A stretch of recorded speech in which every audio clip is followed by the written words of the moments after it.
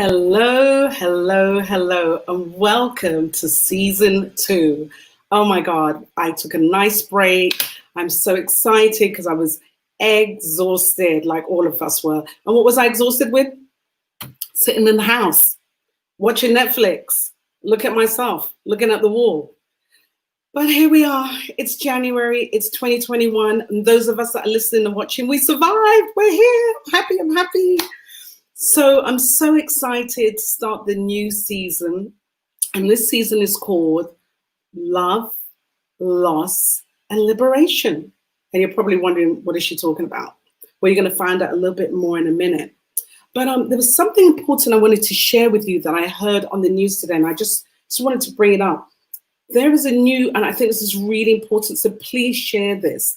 There is a new, I don't know if the right word is movement, but there's an organization called Ask for Annie, and it's for domestic violence.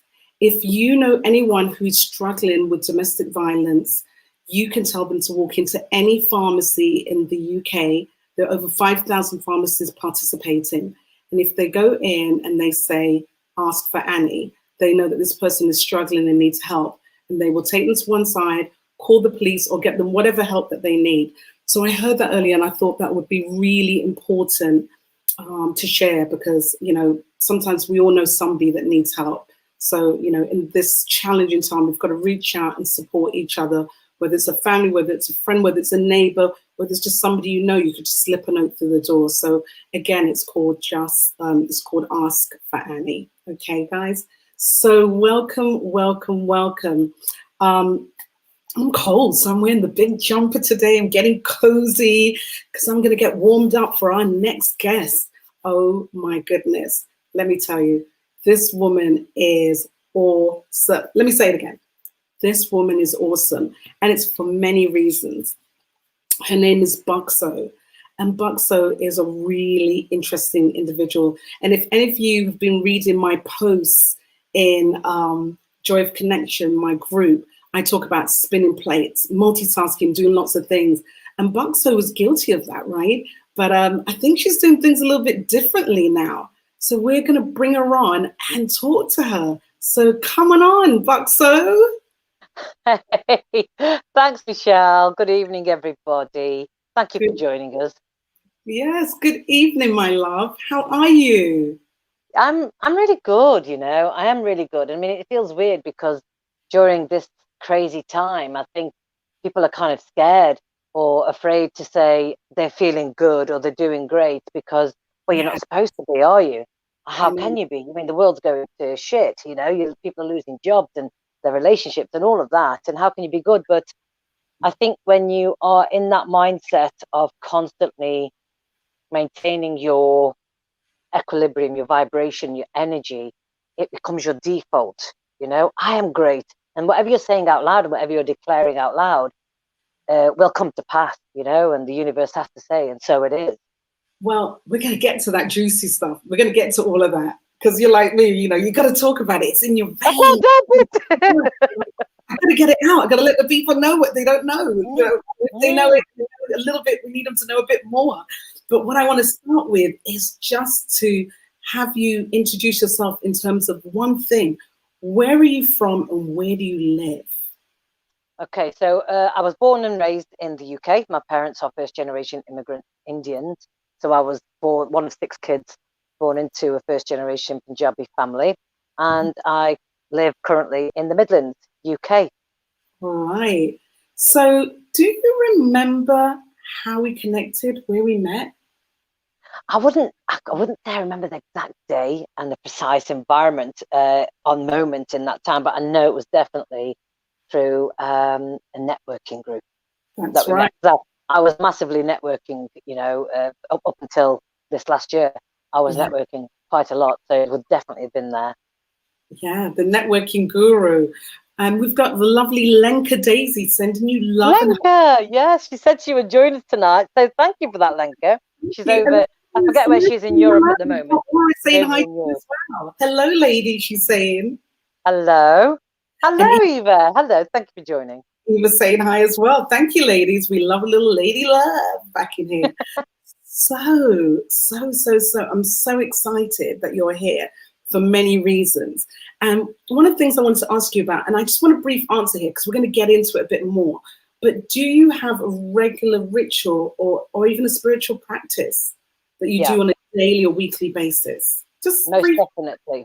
Yeah, most definitely. So I've even more so of late since I've begun on a new program, a spiritual practitioner program, where they heavily promote having a daily spiritual ritual that you have to have. You have to create a space for yourself. And I've always lit an incense stick. As soon as I've come downstairs, I go over to my little table, I light an incense stick, I put on a tea light, and I'll pop on some meditative music. Not necessarily to sit down straight away, but to start getting the energy flowing nicely. Sometimes, depending if I haven't, how long ago I've done it, I'll get my little cymbals and just chime around the lounge because everything happens in my lounge. I have no office. So right now I'm just in the corner of the lounge right now. So you have to clear the space. And especially that we've been here day in, day out for the last few months, the energy needs to be shaken up from the stagnation. And then I'll go and get myself a cup of tea, come back and sit down and just sit with myself for a moment. And depending on how I'm feeling and if any emotions have popped up out of nowhere that morning, as soon as I've woke, I'll know that something's at the surface ready to be cleared. So I'll do a quantum holographic healing session on myself. That is something that I do. All right, I love that. So you mentioned a lot of things that are different about the Buckso that I knew, but we're going to come to that. We're going to come to that. Different to the one that, in fact, when I mentioned to a few people, I'm going to say this to you out loud, when I said that you were going to be the guest, and a lot of people said, yeah, but you've got her down as a spiritual leader, a spiritual teacher. Is that the same, Buckso? That's why you got to tune in. And they're like, okay, all right. So yeah, we're going to do some revealing tonight, I would say. Yeah. But let's talk a little bit about your journey. For those of us who are listening and watching, whether it's now or later on the replay, who don't know you, there's so much to you. You're a life coach, and you're also a very successful actor. You've been in Coronation Street. For the people here that are in the UK, they know that show. There's something else that you're in that's quite popular. Can you remind me what that was? Recently, it was like end of last year. It was another sort of.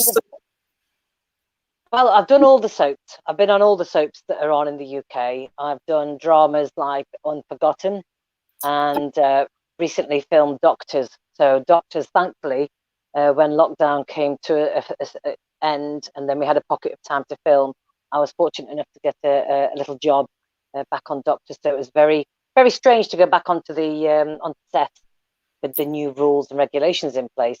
So that was nice. That will be out in March for anybody that wants to watch that on Doctors.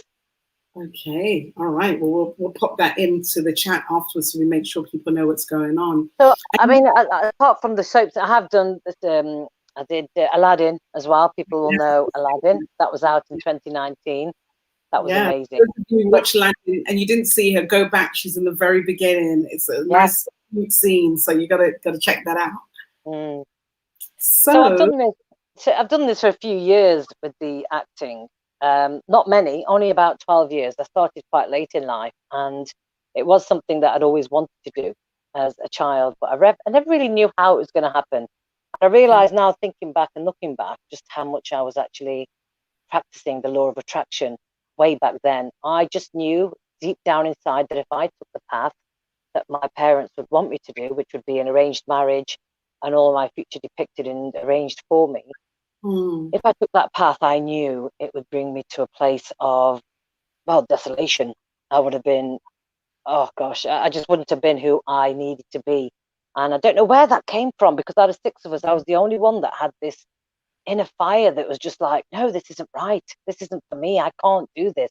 And the fear of going down the known path of arranged marriage didn't outweigh, it far outweighed the fear of the unknown path that I didn't even have a plan of action for. I just thought, I don't know how I'm going to do it, but I know I can't do that, you know? So I just kind of left it up to the universe even then. Do you know what I mean? So I just kind of like, just knew I couldn't do that. I knew I couldn't do that life, and whatever this life was looking like, I'd be happy with that. You know, whatever it brought, if it brought lions and tigers and bears, you know, it didn't matter. I was going to go down that road.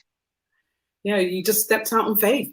Just, you know, I'm going to see where faith leads me. And I love that. I love that. It's so beautiful. So let's talk about your journey, you know, of love, loss, and liberation. I wanted to sort of touch on a few things. The fact that, you know, you were doing lots of things, you were very vivacious. People knew you when you walked in the room. Everybody knew that Buckso was in the room, right? You couldn't be missed. And you were doing your thing and very popular and getting around and networking and meeting people, doing your thing. And then I remember we had an early dinner early last year. It was probably right around this time. It was probably a year ago this time. And you told me about the fact that your father had been very ill and that things were changing and you were changing. So can you take us along that journey? Kind of tell us what happened and how you went from there to kind of where you are now. Sort of back in November, sort of beginning of November, end of October 2019, I started to feel very, what's the word? I felt very sad, really upset, and constantly waking up with this heavy cloud around me. And I'd been starting to work with a spiritual teacher at the time. And I said to her, I don't know what's going on, but I'm waking up and I've got this sadness and I want to cry all the time. And I know it's not mine. And at that point, my father had gone on to dialysis because he had a myriad of problems, but his kidneys were going downhill. And we knew that for years. And we knew that once they got to 8%, he'd go on dialysis. And that's what happened in the November. So what I did then was I used to go down to Stoke-on-Trent from the Midlands, where I am in Derbyshire, down to Stoke-on-Trent twice, 3 times a week, stay overnight to help out, because he was basically bedridden, really.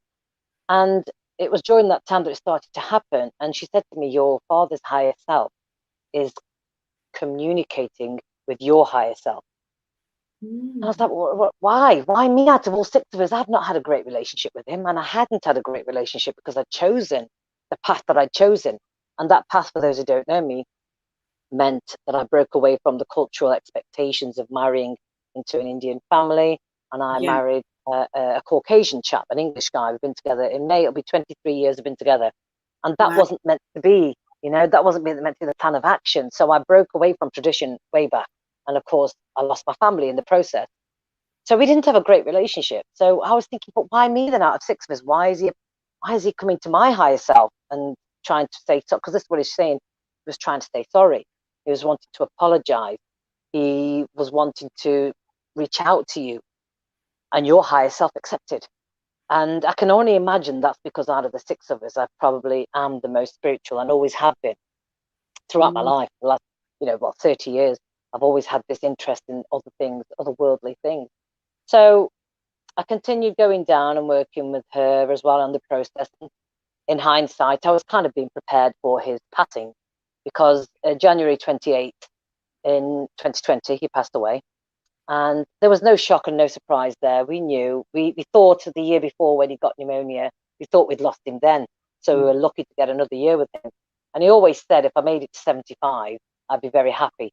Well, he would have done 6 months later, so he didn't do too bad. And so it had loads of other problems, COPD of the lungs, heart disease, and then, of course, kidneys failing.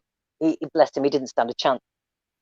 So for me, in that moment when that happened, all these questions started to come up, and I couldn't understand why I was having these feelings. It's like, why am I asking these questions about spirituality? I understand all about it. And I found myself looking back at his life and thinking, so he's been here in this country 60 years nearly. He did this, did that, did this, that, and then he died. And I was like, so what was all that about then? What was that for?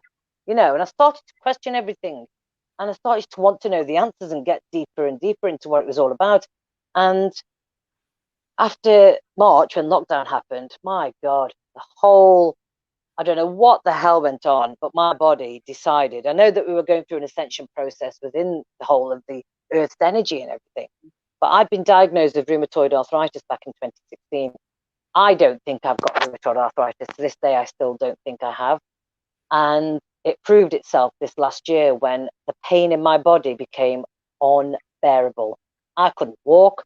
I couldn't get down the stairs hardly. I was shuffling. I was like an 80-year-old woman. Wow. And I swear to God, it put me on my knees.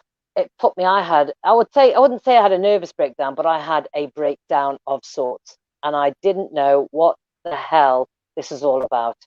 And it's because, this is where I came to get more interested in the mind governing how the body functions and operates. And I now understand how you can have mind over matter, and where cell memory will remain in your cells until you get rid of it. So last year, you'll find a lot of people were going through turmoil. A lot of people were finding it difficult to cope because things are coming up for them. Now, last year, that's what was going to happen. That's what last year was all about. It's almost like the universe said, right, everybody, I've got you. You're sitting down and you're going to deal with this shit. That's and right. That's what I had to do. That's what I ended up having to do all last year. Purging. And I would say now, yeah, absolutely. And then the questions and whatnot that came up led me to do online programs, coaching programs further to enhance what I'd done a couple of years ago, when really, if I'm being honest, I wasn't really interested. So I've now embarked, and that's why I've embarked on this spiritual practitioner program, to really get to know the truth of who we are and why we are here. That's the thing. People always say, why am I here? But I needed to know my soul's purpose. I tell you, hell or high water, I was turning every rock and stone, and I was going to everybody and anything, having all sorts of healing done, everything. And my spiritual teacher said to me, it's this, your breakthrough, your breakdown that you're going through is going to bring you to the healing you need to go through. And no matter what we do, we cannot avoid this that's coming. And I would say definitely a spiritual awakening happened last year for me.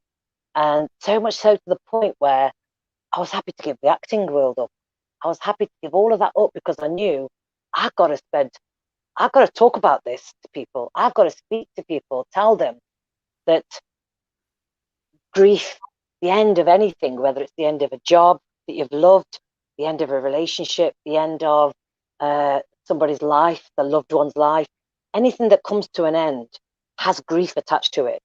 And all too often we suppress it through alcohol, drugs, overeating, overworking, whatever, anything to distract ourselves from it. And that isn't going anywhere. It's not going anywhere. It's in your body, for God's sake. Yeah. And that's what I'd done for 30 years, the 25 years when I lost my family. And how do you grieve for something that you've lost that isn't dead?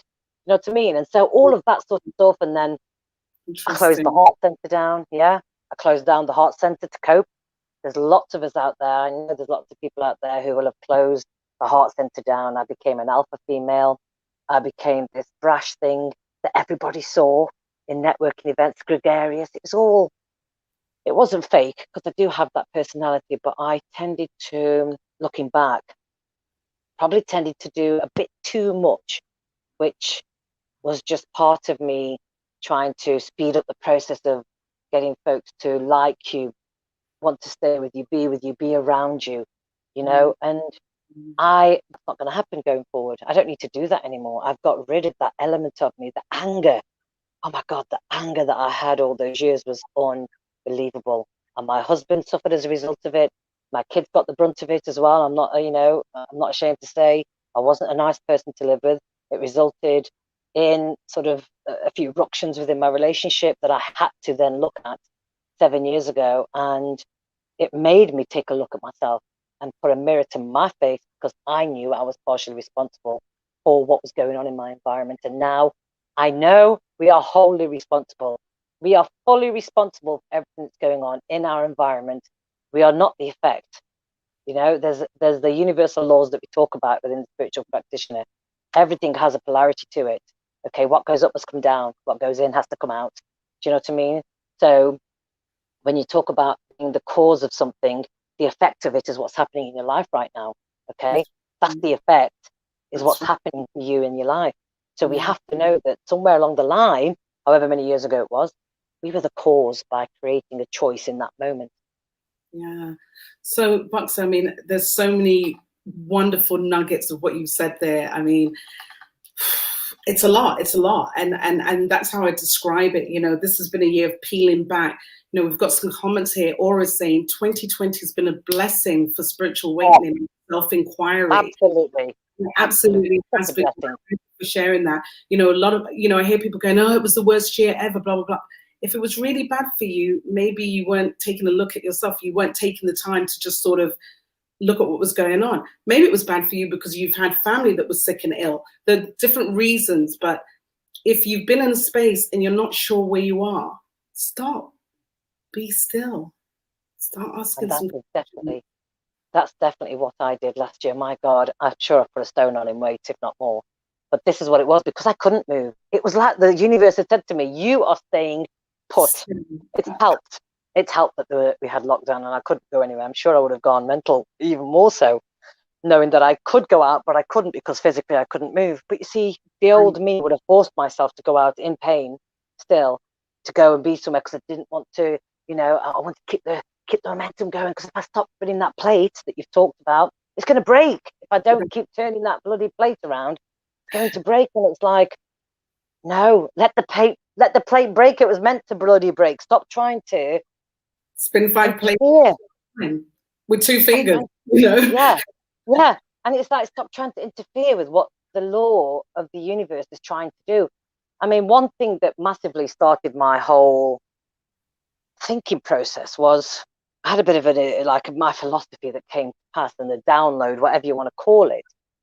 When my husband, when my dad passed away, he was cremated and whatnot, and I had to think about that, saw the cremation, and I was like, okay, so now he's dust.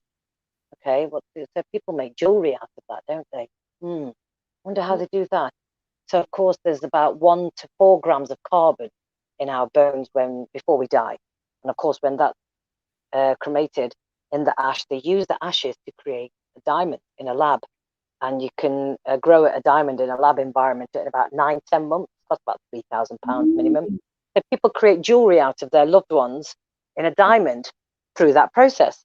And then I thought, wow, so metaphorically speaking, there's a diamond in all of us. Why do we have to die in order to bring it to life? Yeah. So this is what my thing was last year, and I've been going mental over it and thinking there's a lesson here. How many of us are living our lives with our diamond on earth?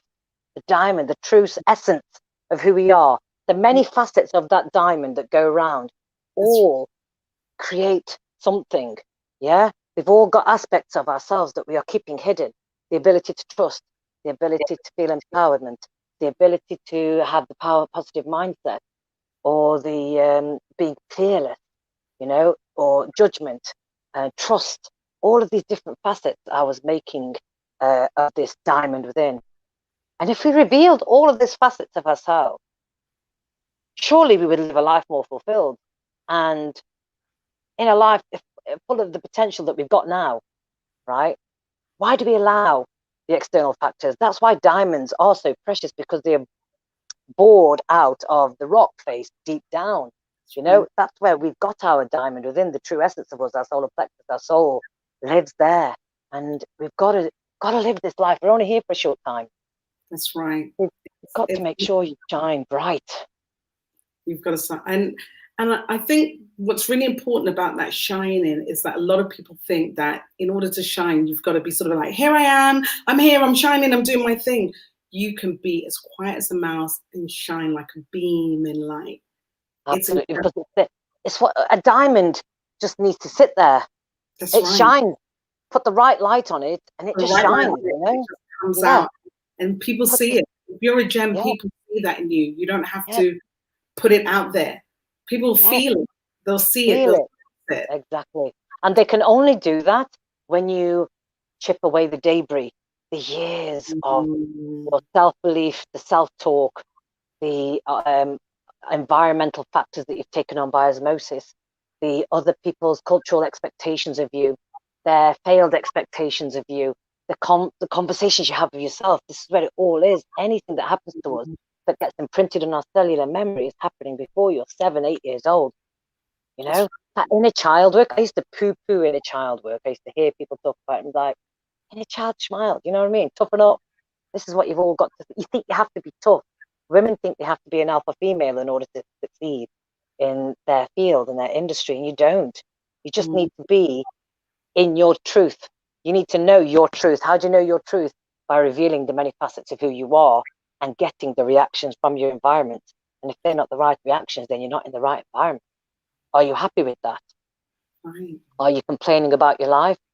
Are you making changes? You know, what action are you prepared to take to live a life fulfilled? That's You know, right. I'm really passionate about that. Really Yeah, passionate. I see it and I feel it, and it's beautiful. Mm, It really is, because you know when other people are on the same plane as you, it just feels so good. And then when you're with other people who don't really get it, which is fine. I mean, no, you don't have to get it. But when you're with people that aren't feeling the same thing. In fact, Eva's saying it now. What you're saying is empowering. We do all have the yes, diamonds in us. And if you're not yes, surrounded by other diamonds, a diamond might not be shining yet. It might still be dusty. It might need a bit yes, brushing, but it's in there, you know. And it's so you in start there. attracted to these people. And when you're around people of light, it feels so good. And when you're with people that aren't of light, that's when things feel awkward. You feel a little strange. You sort of, I don't know if I want to do this. I don't know if I want to be here. So they're all telltale signs. And I remember when you and I were talking on Sunday, I shared with you that I go to a spiritual center in New York. It is my place. It's called Celebration Spiritual Center. And I remember the first time I walked in there, a friend invited me and said, you know, do you want to come to my church? And I was like, oh, church, you know, I'm not really a church girl. That's not my thing. But, you know, my friend, I'll try anything once. So I walk in, and the music and the singing, and one of the pastors, she does a meditation, and then she starts humming into song, and it was so angelic. I got to tell you, from the minute they started singing till the end of the service, I just cried like a 5-year-old. It was like a release. And I just couldn't figure it out. And I went up to the pastor afterwards and said, I don't know why I'm crying. I've had the best time ever, and I'll keep coming back as long as I'm in New York. Why am I crying? And he said, it's just a release. You're just releasing everything. And that was it. But I also realized that I'd walked in a room and I thought, oh my God, there's like 100 other me's in here. They get it.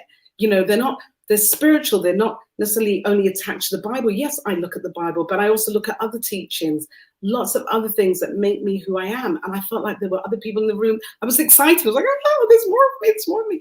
And that's kind of how you feel when you're around people who are like-minded. Like-minded, like energy. And that's the thing. And like, I'm not massively religious, and I don't do Jesus. I don't do God in the sky is not a thing. We very much talk about that within this New Thought. It's called the New Thought Global. It's Right. a new, yeah. So this is something that's run by Dr. Erin, and she's a doctor of divinity who also is the same as Louise Hay, who is also a doctor of divinity, and Michael Beckwith out of The Yeah. Secret. He's also a doctor of divinity. And I would like to say, I'm declaring it to the universe, I am working towards that myself. I don't know when it'll happen, but the intention is set and the path is paved, where, you know, forward. And I'd hate to anybody to think I've become somebody that's evangelical about stuff. It's not that. I'm not evangelizing. I'm just telling people that they have to take control. You have to take full responsibility for who you are and what you're doing. And if you don't, that's fine. But you've got to be okay with that. You've got to be okay with the decisions and choices you're making in your life. That's all there is to it. That's right. For every choice, there's a consequence. Always say that to my kids. Always say that. Any action that you have has got a consequence. Be okay with that. And I was okay with the decision I made about breaking away from the family and what could be perceived as ruining their reputation. And I did carry that a lot, and I beat myself up a lot, which is probably why I ended up with rheumatoid arthritis, because of the self-talk. And my feet and my hands are probably the worst. You know, they're better, getting better, but they've been horrendous. And of course, what do your feet do? They support you. I haven't felt supported in years, you know, since I did that. And this is the things that make you think about what's going on in your life. The body will tell you what's happening to you. And we talk about that a lot in the quantum healing sessions that we do. We take it all from the timelines of your life. It doesn't have to be in this lifetime. It could be a past lifetime, part of your lineage, DNA, epigenetics, and all of that is discussed. And, you know, 5% of our DNA is responsible for who we are and what we're about. The rest is done by our environment. And if people want to learn more about what you're talking about, because what you're talking about is quite deep and we're not going to have the time to get into that part. But if they want to find out more or find you, where can they find you? What's the best way? I am on Instagram. I'm quite sort of active on there. And that's at Just Buckso. It's Just, Just Buckso, Buckso. I do have a group, Wise Women of Wealth Creation, on Facebook, and I've also got a page on Facebook, Coach Your Higher Self. So that's what I'm specializing in now going forward, is coaching people, but through their higher self. So my higher self, now that I know that's my gift, I coach people via their higher self. So bypass them and go straight to their higher self, which is still them, but they're the aspect of them which is in a place of neutrality and not based on ego, judgment, or anything like that, you know, which I mean, I'm sure I've still got 5% or so in me, but we need to survive in a 3D world, don't we? So I've got to have a certain amount of chutzpah in there to be able to deal with the layman, as it were. Everybody's on their own journey. Nothing's right or wrong, and that's the concept which I love about this spiritual practitioner program. Is the main thing to live day by day by is never to make another person wrong, which is a great lesson to start with. It is. And also, you know, you start your journey when you start your journey. There's no time. There's no time limit. It's not, I should have done it 10 years ago. 10 years ago, you weren't ready. You know, that's right. Oh, well, this sounds really good. Oh, I must have been missing out. You weren't missing out. You weren't ready. It wasn't your time. Everything happens in divine timing. And they always say when the student is ready, the teacher appears. And I can't believe I'm doing 360 hours on metaphysics. You know, I'm not an academic person, but because I'm driven by this desire to learn, I've got a thirst for knowledge suddenly out of nowhere. And I've got to drink it up. I've got to do that. And I don't want to say spread the word. I want to share the teachings, the wisdom that comes from this, because, you know, and I want to say this to people, everything, whenever you are grieving anything, a loss of anything, it's got a lesson in there. It's a golden opportunity for you to recalibrate your inner Satnam. It's a golden opportunity to find out what it is that your soul wants to do. Don't be afraid. Find your tribe. They will lead you forward into your new way of living. Embrace it. And I know that well. I lost my mother in 2018, and that was a journey before, during, and after. But you know, there's that period, as we talked about in the beginning, when you just sit still and you learn so much in that time. So if anybody's listening and sort of saying, well, I don't really know what you guys are talking about, I kind of get it, but don't get it, be still for a little bit. You'll be surprised what you might learn. So Buckso, I want to round things up. We're already half an hour into the show, which is great because we've been having a good time. But I really want to get the audience involved because they've been so great and participating and making comments. So I just want to speak to some of the comments. Let's see. Producer, do you want to put something up for us? Yes? No? Did I put you on the spot? Okay, I'll take you off the spot. Get off that WhatsApp. No, seriously. So Janet, thank you for coming in. I know you're a bit late, but better late than never. Thank you. Oh, Janet, you made it. You made it. Good. And Lenka said something that I was really touched by, actually. She said, I learned a lot from my father's passing, very strong spiritual experiences, even though I lived in England back then and he was in Slovakia. So Lenka, that's really deep. You know, you're feeling all of that and he's there and you're here. Lenka is also on this similar program to me. She's in the spiritual coaching program, which Okay. is something I'm involved in as well as the spiritual practitioner, which is the next step. So it was good to have Lenka on the call tonight. Oh, thanks, Lenka, for joining us. Thank you, everyone, for joining us. We love to have an audience. And Eva's saying she loves the note about the law of attraction. She really liked that you talked about it.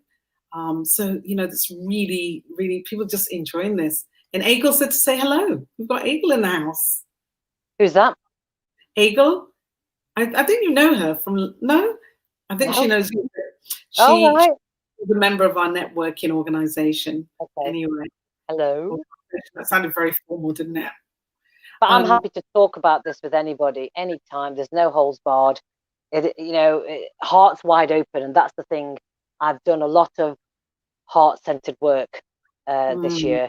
And I highly recommend that as a starting point for people. You know, when you talk about the love and the love that you want for yourself, self-love, everything starts with yourself. I mean, I was a massive attendee of psychic fairs. I'd seen mediums from the age of 20, psychics from the, all the way for the last 25 years. I've been going to them, and I was trying to find answers. I wanted the solution. I want somebody to say to me, Buckso, you're going to be spot on. And they did say it to me, but they didn't say to me how long it would take. You know, if somebody had said to me at the age of 20, Buckso, you're going to be on the West End stage, you're going to be in a blockbuster Hollywood film, I'd have been great. Yeah, oh, brilliant, amazing. But it's going to happen when you're 42.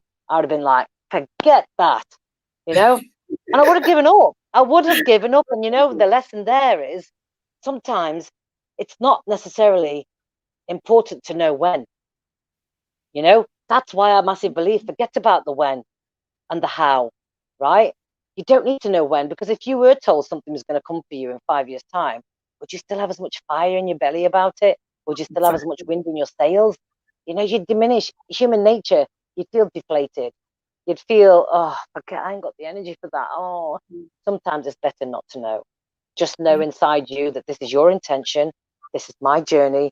And however long it takes, I'm staying on this path. It's like she was on the yellow brick road. She didn't know how long it'd take her to get to the Wizard of Oz, but she just stayed on the yellow brick road. Didn't deviate. Of course, until she went into that field of flowers and went to sleep. But that's where it fit at the fan.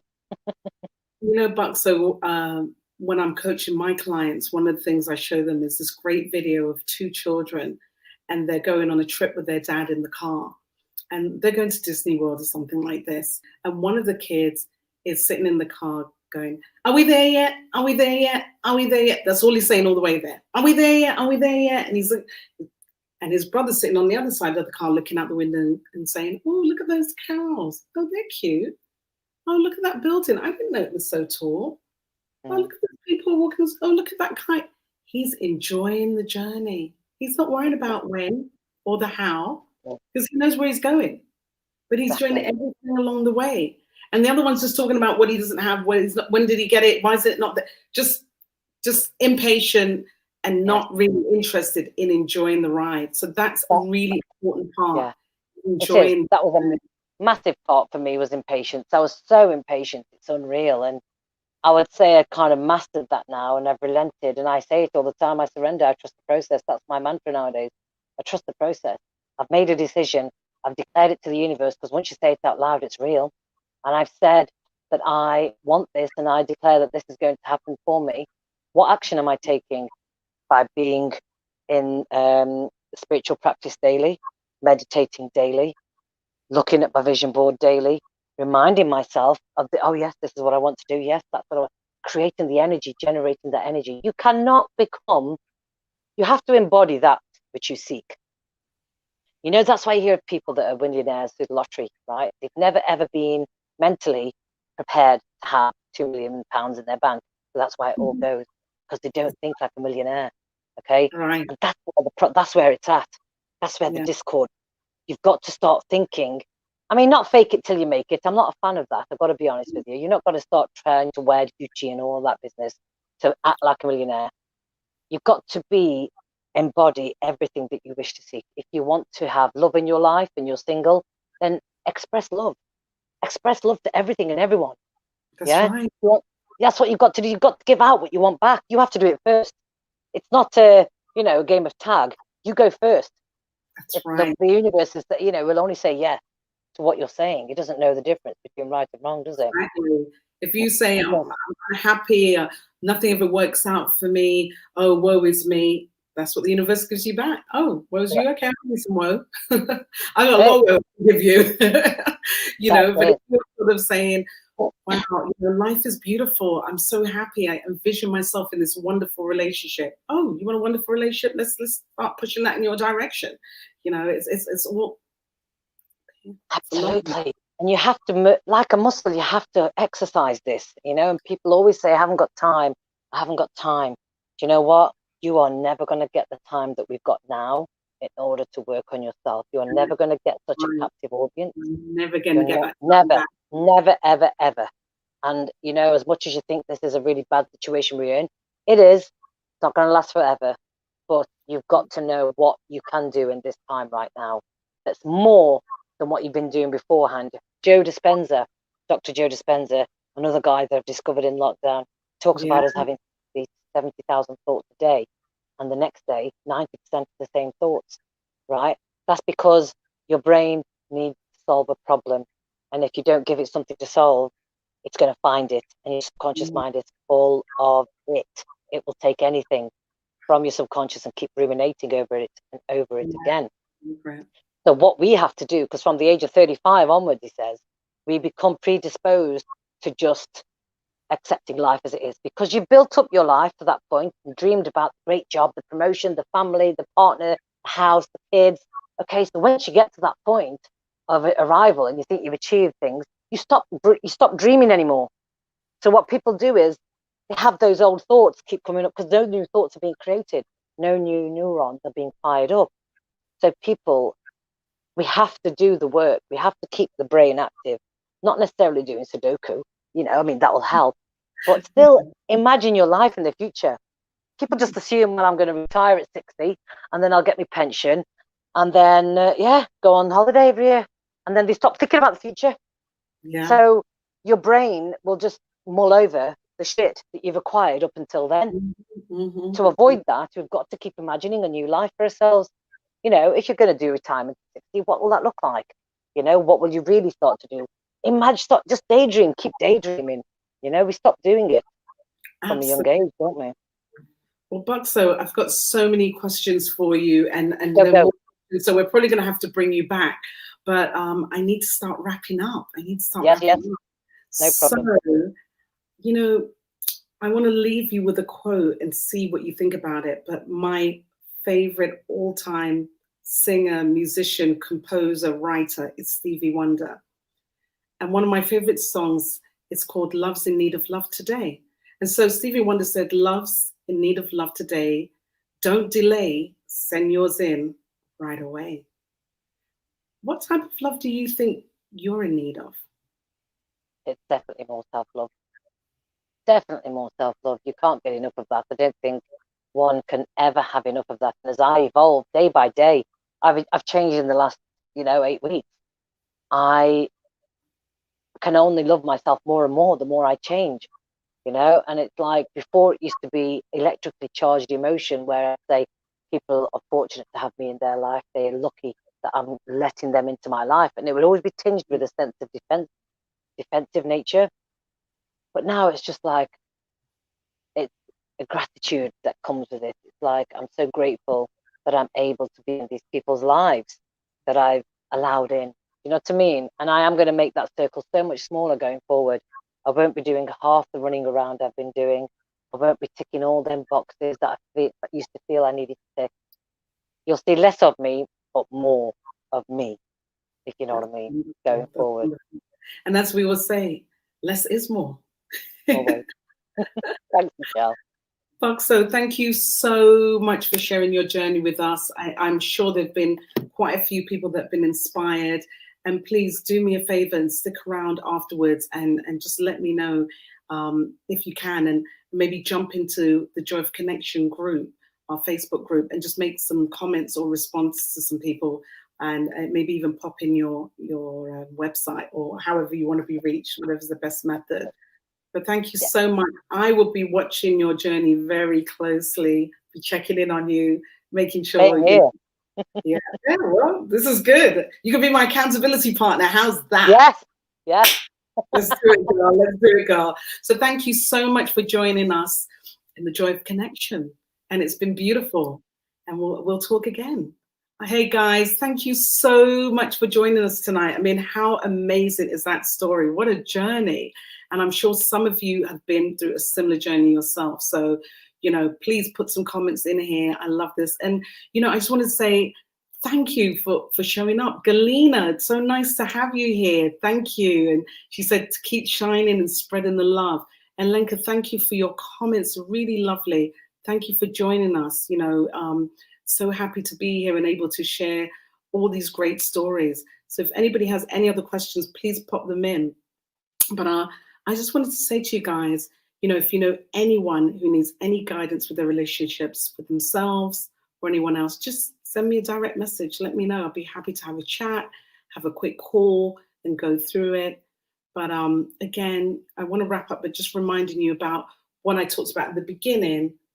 Ask Annie. You know, if you know anyone who's in that situation, in domestic violence, tell them that they can go to a pharmacy and go in and just say the words, ask for Annie, and they will get help. So guys, thank you for joining us for the first show of the series. We'll have 9 more. The guests are all going to be great and juicy, all great topics. And hey, if you've got a topic you want to hear about specifically, let me know. Pop it in the chat. We'll work on it. We'll work on it. But for now, thank you so much. I'll see you next week. And don't forget, be joyful, be connected, and shine your light. Good night.